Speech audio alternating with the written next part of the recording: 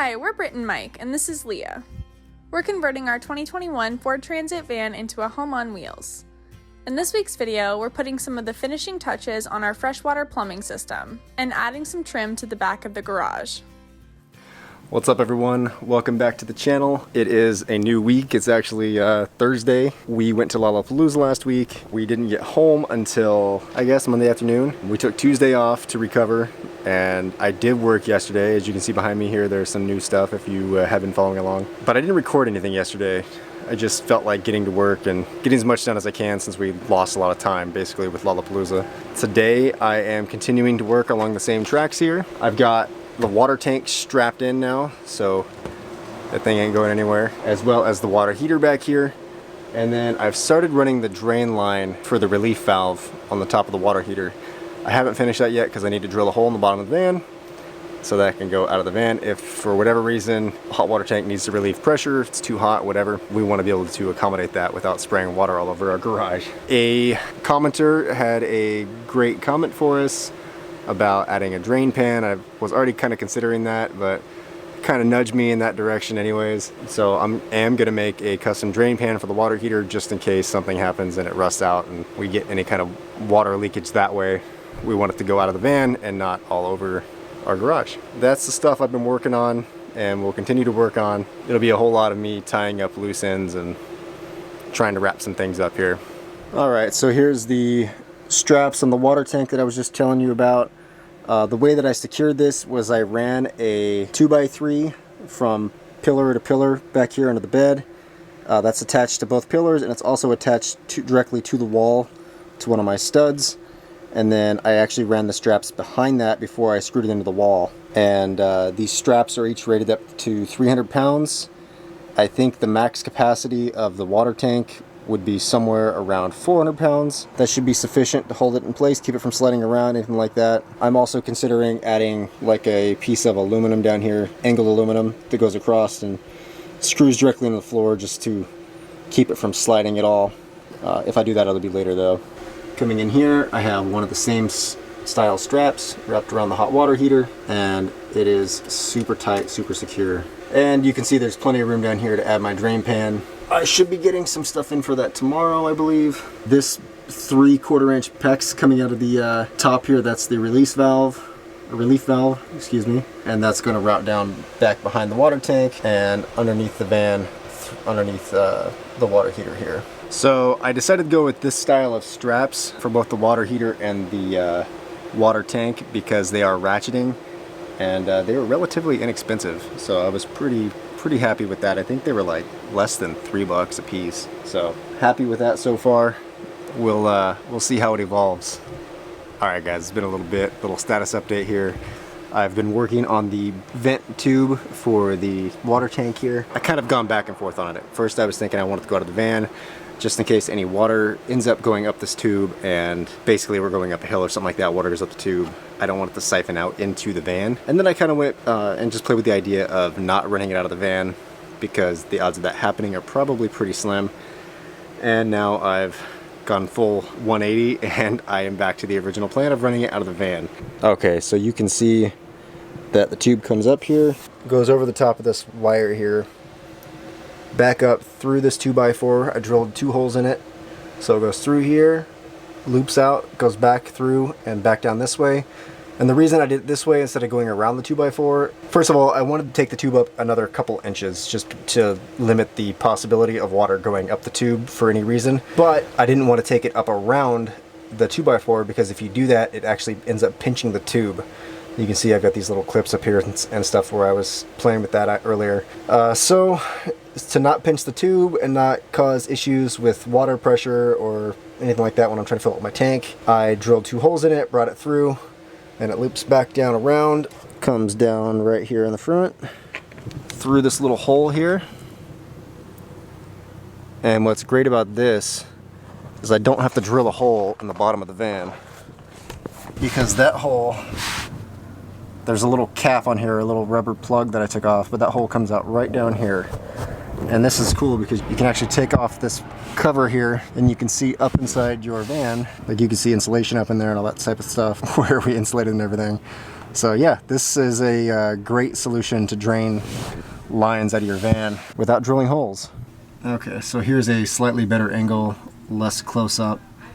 So you can see where I have this hatch open here, and I believe you can see it. It's really hard for me to tell, but I've got my tube coming out right over here. So I'll probably come up with a way to wrap the end of this with some kind of mesh or something so that no bugs or anything can get up inside the water tank. But yeah, in the event that we have any overflow from that tube, it will just run right out underneath the van.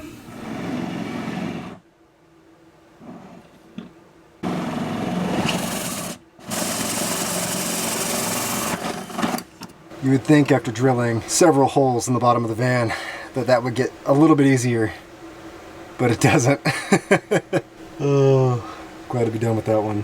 What's up, guys? It's a new day, and I just realized I didn't show you the final product of the drain line for the water heater for the relief valve.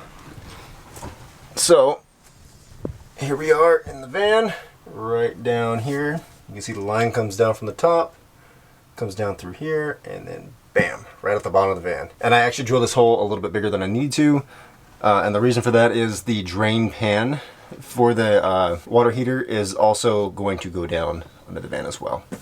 And I just figured 2 pipes, 1 hose, or 1 hole. I don't know. That sounds provocative, sorry.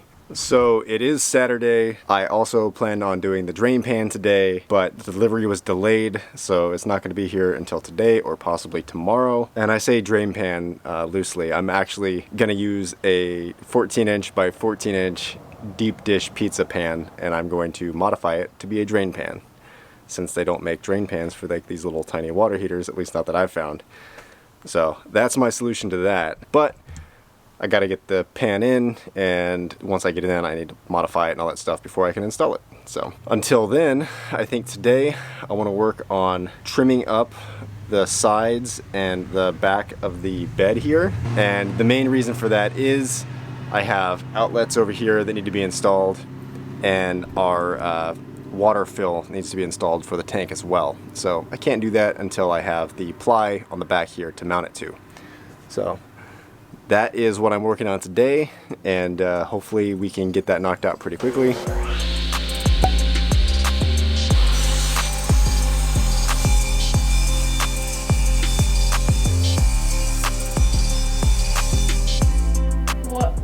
Why did it stop? We weren't getting enough force pushing it. Why? So we were able to fix that. We flipped the piece of plywood around and basically finished it from the other side. And now we're going to do the same thing, just a slightly narrower cut.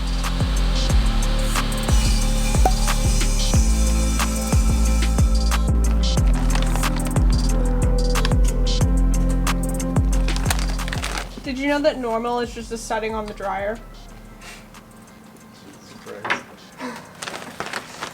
No, we had those here.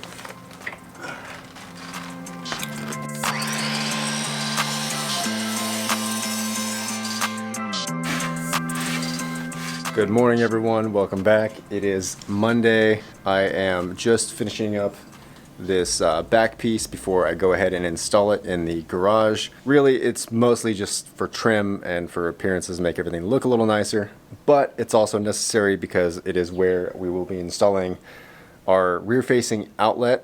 It'll be a GFCI as well as a 12-volt outlet as well. So I got to get this installed before I can do that. And we also received our water heater drain pan, aka deep dish pizza pan. It looks really nice. It's 14 inches by 14 inches, 2 inches tall. It has a bit of a lip on the edge that I'm probably gonna have to work around a little bit. I'll either just have to cut it to get this guy to fit, you know, seal up really nice against it, or I'll have to just like bend it up or something. Either way, should work just fine. A little bit more about this piece. This is called a threaded union piece. It is 1/2 inch, and then on the outside here it has like a reverse threaded lock nut. And basically this little rubber seal here, you'll drill a hole through the drain pan, pop this in, and tighten it down really tight. That rubber seal will give you a nice watertight seal. And then I just got this little 1/2 inch adapter for PEX. And I'm gonna run a PEX line to drain out of the van. Should be pretty simple, but I'm gonna have to probably work around the edges of the pan a little bit. You see this is pretty much the entire depth of the pan here, so this lip being curved won't really work. So I'll either bend that up, or I'll cut it out, or I'll find some way to make it to where this fits just right. Okay, so enough about the drain pan. Back to this rear piece of the garage. I just need to go ahead and cut out an outlet box right here, and I did just put this together with pocket holes and wood glue. Kind of did it the way you might do face frames or something like that. And then I did have to grind off the screw heads because they do protrude when it's only 1/2 inch thick ply. With the Craig system, they stick out just a little bit, and I want those to be flush, so I went ahead and made them flush. And so yeah, I'm gonna cut out that outlet box, and we should be ready to mount this thing. And then once it's mounted, we can worry about painting and all that type of stuff.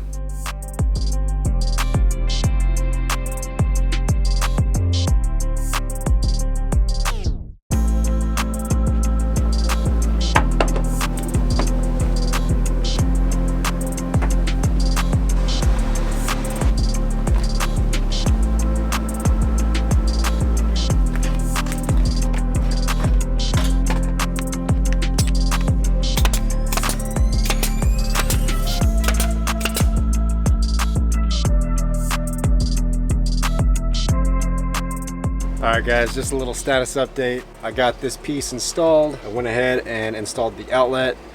That took a couple tries. This is what, the 1, 2, 3, 4... This is the 5th outlet that I've put in this van. And the first one that I didn't wire correctly. For whatever reason, I just kept getting my wires mixed up and wiring it wrong. I did it like 2 or 3 times. It's wired up correctly now, everything works. I tested all of the other outlets in the string. They're good. So I'm pretty happy with that. It'll look a lot better once we get some paint on it. And I've got some other stuff to mount to it too. The water fill is going to go over here somewhere. And then another 12 volt outlet's going to go down here somewhere. I am working on the shower pan. Let me go ahead and show you guys what I've done there. The shower pan, like I was talking about before, had this lip on it. Why do I keep calling it the shower pan? It's the drain pan. So this drain pan right here, like I showed you guys before, had this little lip on it. And after trying to fit it in the van, I realized that that lip was basically a problem. I have a wiring harness on one side of it and pipes on the other side of it for the hot water heater and the water system. And that little lip was kind of, it was like taking up like a 1/4 inch plus on each side, which I didn't account for in my measurements. So I had to basically pound that out and make it flat. So now there is no more lip, except for on the corners here. That's pretty inconsequential, not really worried about that. But I did do this on the sidewalk. So I had like these little grooves on the outside from where I had it sitting on the sidewalk. And I've already done the bottom side here. And what I'm doing is taking the grinder and I'm just smoothing that out. It's aluminum, so there's no chance of rust or anything like that. It'll just look a little nicer to, you know, even all those out a little bit. And that is the final product of grinding. I did go ahead and drill out a small hole right here. That's where the union joint is going to attach to this. And I just put this hole here to guide the hole saw. So I'm ready to do that now. And then hopefully I can go ahead and test fit this in the van. And for comparison's sake, here is the marks left by the hammer on the inside of the pan versus where I ground off this part out here and made it smooth.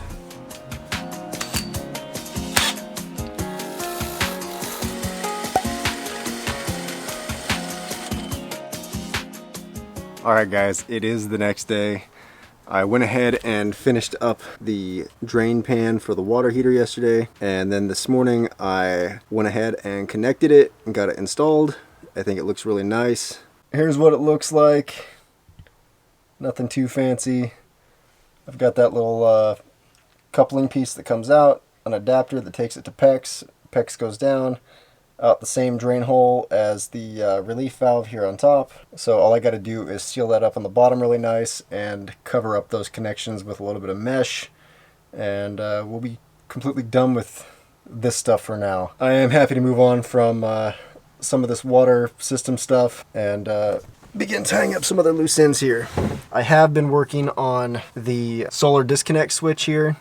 I drilled out my holes for the line in and the line out, and then that outline will go from here over to our MPPT so that I can disconnect the solar safely and not have anything connected at one time without basically unscrewing the cables here.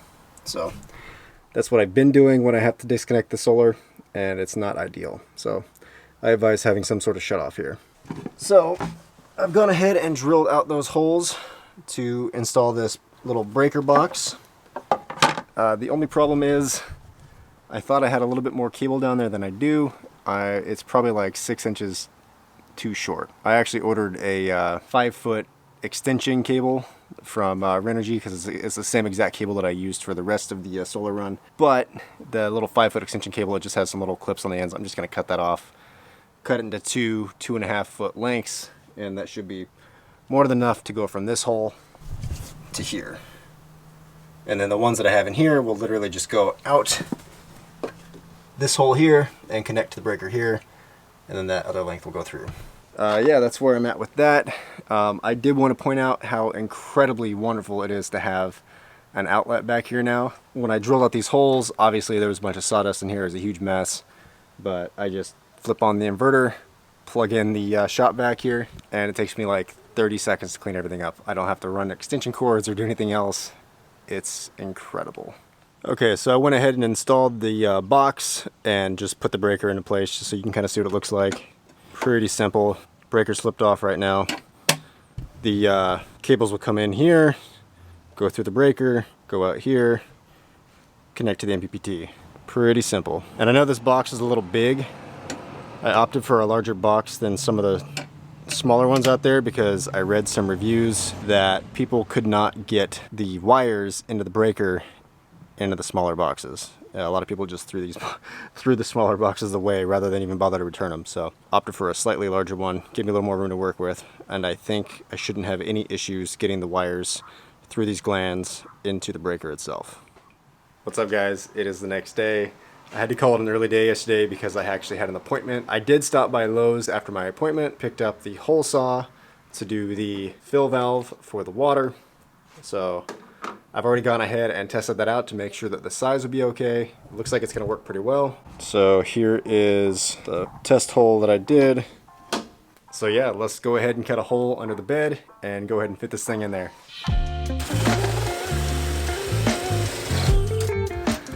So if you've ever used the hole saw, you know there's a high likelihood that it's gonna catch at some point, and it just did that and smashed my pinky up against the water tank. So that was really fun. Well, guys, it appears I have been replaced. Mike is painting, which is like one of the only things that I can do. Sorry. Usually when we paint, it coincides with us being on vacation so that I get to help, but I'm working today, so you're the builder and the painter today. I wear many hats. You guys only see me wear one hat. Anyway, while I'm here, I thought I would show you my latest van adjacent purchase. I got this lap desk. It was inspired by Kara from Kara Nate, and it looks super convenient because like right now I'm sitting in the passenger seat and I have this nice surface to work on. It'll also work if I'm like sitting in bed, basically anywhere that's not like at our bench seat with the Lagoon table set up. And also even now, just like when I'm working at home in my apartment, my lap gets really, really hot. So I thought this was cool. It has like a 15-inch laptop surface, and then this pad will hold like a hard drive or a mouse or whatever in place, and then a phone holder, I guess. So anyway, and the key thing right here is that the air flows through these instead of being like a solid pillow just like on your lap. So I'll report back, but I'm really excited about this purchase. All right, so we left off yesterday. I was painting that back piece in the van. I finished that up, let it dry for a couple hours while I was working on some other stuff. Came back, sanded it down. Here's what it looks like right now. The color, even though this is white, it's gonna be gray. the color just changes the look so much. When I first put it up, I thought, wow, that looks bad. The shape of it, everything's wrong. And I think it was really just the color. It made it look cheap, almost. I think the issue that I had with it before I painted it was that it felt really one-dimensional. And it still does a little bit, you know, feel a little one-dimensional. But I think, you know, maybe later on I can add some trim around the border or something just to, you know, give it a little more pop, make it look a little more finished. But the paint's gonna help a lot. So yeah, I'm gonna go ahead and put the first coat of gray paint on this morning, and then I will get working on something else. Okay, so while I wait for the paint to dry, I'm gonna go ahead and start working on the water tank level gauge. This calls for a 36 millimeter hole. The closest I have is a 35 millimeter bit, so I think it's gonna work just fine. I already tested it on a piece of wood. This piece down here is actually only 34 millimeters, and that's the piece that has to fit inside, so seems like it's gonna work just fine.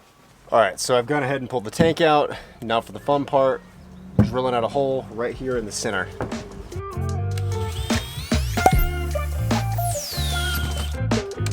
Forstner bit worked pretty awesome for that. It kept all this plastic out of the tank, so there's like a very minimal amount of plastic in there. So that was awesome. And on a side note, I'm pretty sure this is how they make the filling for Easter baskets. Okay, so I went ahead and finished that up off camera. All I had left to do after that was drill some pilot holes for the screws. This fuel level gauge came with like 0 instructions, and I couldn't find anything on the on Amazon in like the questions page or anything like that for the pilot hole sizes for the holes that I drilled out. So I started at 1/8 of an inch and worked my way up to 5/32 of an inch, and that did the trick. So it's in, it fits really nice and snug, so I'm not really concerned about any kind of leaking at this point. Let me show you what it looks like up close. So I learned when I did my water level gauge for the gray tank that there should be about an inch gap at the bottom, at least, because when these get too close to the bottom of your tank, they can cause them to not read correctly or malfunction. So I didn't want that. This is an 18-inch tank. This is a 16-inch fuel sender, and basically even with this little bit of a concave in the top of my tank, I'm more than an inch from the bottom of the tank. So there's no reason for concerns there. Even with the dip here, it's not close enough to cause it to malfunction. But yeah, that's basically it right there. I might go around and put like a bead of caulk around it later just to seal this even better.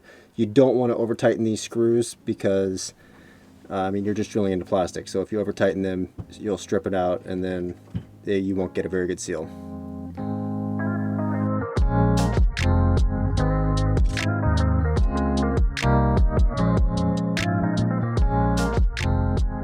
Alright guys, so we got the final coat of paint on the back here. It looks really nice. We'll give you a good look at what that looks like. And the garage here as a total is really starting to come together.